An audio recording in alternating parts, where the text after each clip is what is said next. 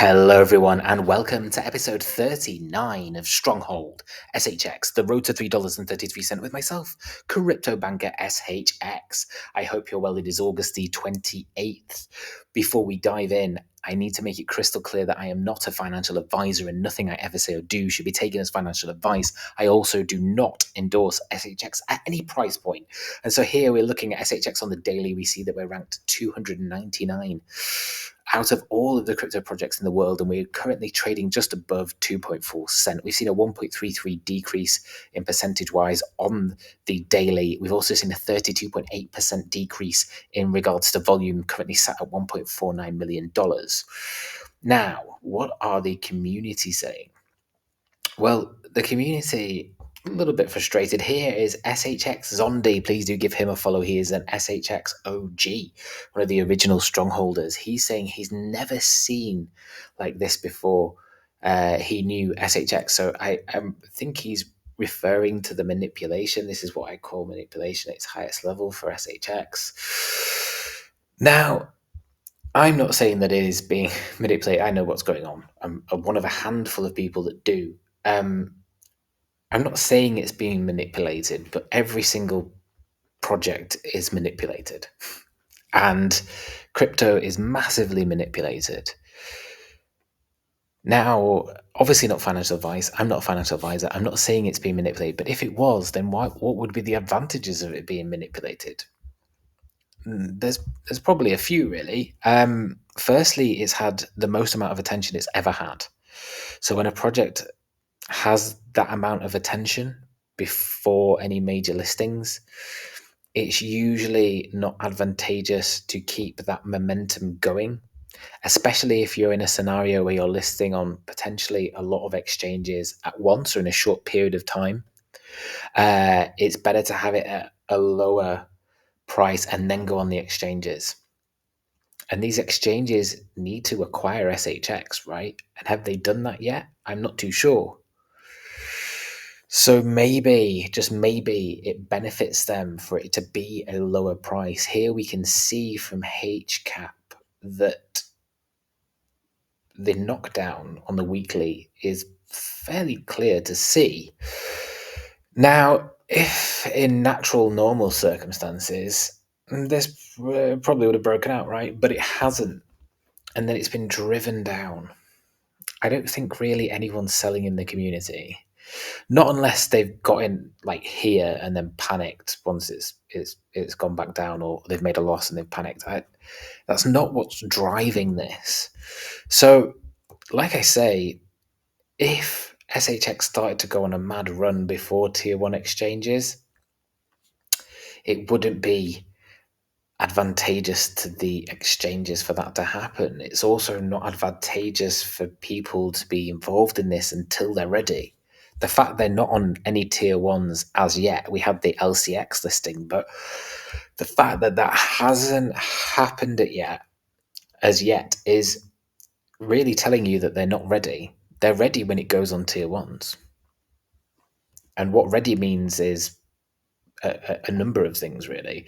But long term here from Disrupt Yourself, they're saying that they're either anticipating a grind sideways or that level or a bounce, but either way, it's a nice long-term setup for SHX.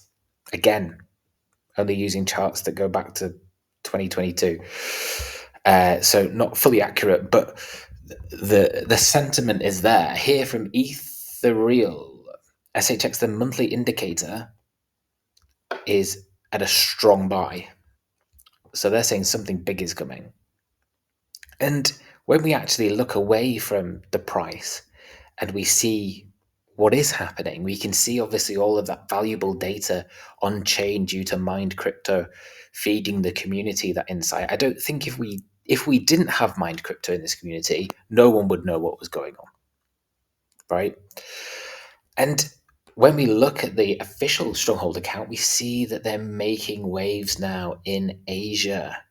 Here from the WebEx Asia in Tokyo, you have Tammy Camp and Sean Bennett linking up with Web3 Honey, who is a notorious Japanese crypto influencer who is pointing at what's this Trader Joe's market. So she really wants you to know that she's got a bag. Apparently, I know, like, it's, yeah, the bag is centerpiece. Sean you need to work on your triangle, getting the triangle better, mate. The Here from Stronghold Japan, they had an AMA, and I saw some mixed reactions to this. Apparently, it wasn't recorded, so people in different time zones couldn't potentially access it. But we have Venom SHX again, a old school holder of SHX, Stronghold OG. Please do give him a follow if you don't already. And he was saying that since many missed it and due to it not being recorded and the time zones, etc., he's broken down kindly exactly what was discussed. And really, it's quite funny, isn't it? Because the only reason they've created a social media presence is because they have to, because it's part of the regulatory requirements in Japan from the Japanese Virtual Currency Exchange Association. So that's quite interesting, because they would have probably just kept this as quiet as possible for as long as possible. It is Stronghold. And so they mentioned that they are interested in Japan payment rails. Now, they're saying, oh, we're interested. They haven't gone to Japan and just decided, oh, it looks nice here, let's open up an office and we'll get a social media presence and we'll hang around with one of the influencers called Honeyweb or whatever her name is. And from that, we might be interested in some Japan payment rails. I don't know. Maybe we'll be looking to get some B2B international settlements through regulated Japanese markets. Like, they've already done it. That's why they're there. They're not there on holiday. They're not there to be like, oh, I wonder what would be nice to do in Japan. Like, they've already done it. It's signed, sealed, and is about to be delivered. Here, Sean Bennett mentioned discussions around T1 listings that are happening over a long period of time, and that there is no perfect answer for that question. They're coming, calm down. Like, well, yeah, they are. But like I say, the timing of this will be positioned to be the most effective, and that's why any sort of short-term noise you really shouldn't listen to. They're also mostly making an introduction to the Japanese markets and community, looking to further expand Japanese operations. Tammy is enjoying sushi, and Sean's looking forward to exploring in his free time. So, as always, very much like just playing it down. And that's what we've seen. We've seen them just play it down completely throughout this entire, I would say process, but it's not really a process. And so everything is going in the right direction, apart from the price. But like I say, like, if you've been around and you've seen it before, then none of this will become a shock or be a shock to you.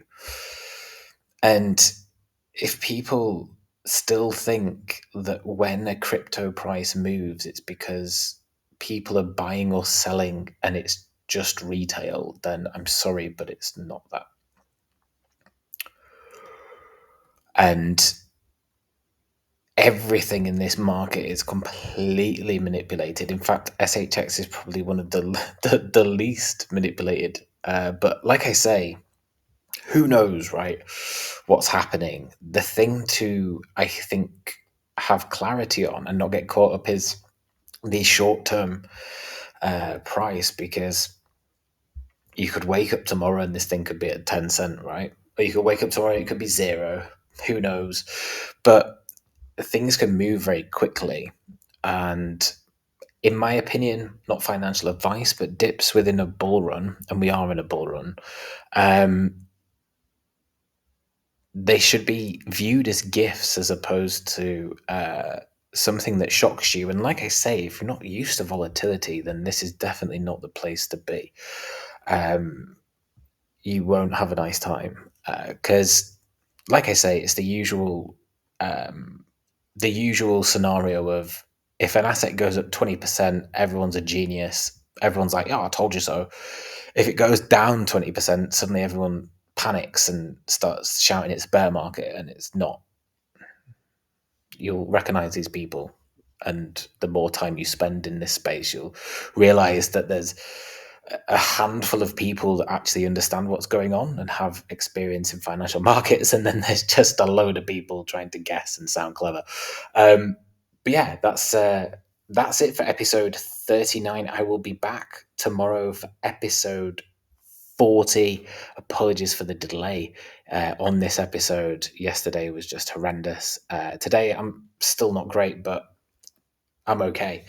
I hope wherever you are in the world, you have a fantastic rest of day. And I hope that whatever you try and achieve today, that you do achieve it. And like I say, I'll be back tomorrow for episode 40. You guys are all awesome, and I will catch you on the next one.